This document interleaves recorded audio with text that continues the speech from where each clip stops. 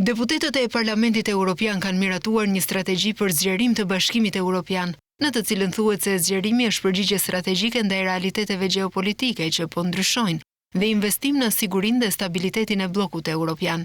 Sipas dokumentit të miratuar më 11 mars, kostoja e moszgjerimit do ta tejkalonte koston e antarësimit të vendeve të reja në Bashkimin Evropian dhe do të rrezikonte krijimin e zonave gri gjeopolitike të ndjeshme ndaj ndikimit të huaj antagonist. Strategjia u votua me 385 vota pro, 147 kundër dhe 98 abstenuan. Autori i dokumentit, eurodeputeti Petras Ostrevicius, tha se duke marrë parasysh sfidat e sotme, modeli i integrimit të Bashkimit Evropian duhet të përmirësohet në mënyrë që të pasqyrojë më mirë interesat e EBE-s dhe pritjet nga vendet kandidate.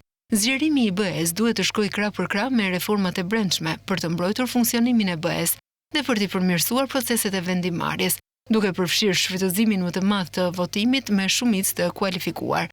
BE-ja duhet të përfundojë këto reforma deri në kohën kur vendet kandidate të plotësojnë kriteret e antarësimit dhe të jenë gati të bashkohen me Bashkimin Evropian, u shpreh eurodeputeti. Sipas dokumentit të miratuar, Shqipëria dhe Malizi kanë vendosur tashmë objektiva ambicioze për përfundimin e negociatave të antarësimit 2026-2027. Sundimi i ligjit, reforma demokratike, liria e medias, të drejtat e pakicave, pavarësia e gjyqësorit dhe lufta kundër korrupsionit duhet të mbeten në krye të prioriteteve të procesit të zgjerimit, me mbështetje të qëndrueshme për shoqërinë civile, thuhet në dokument.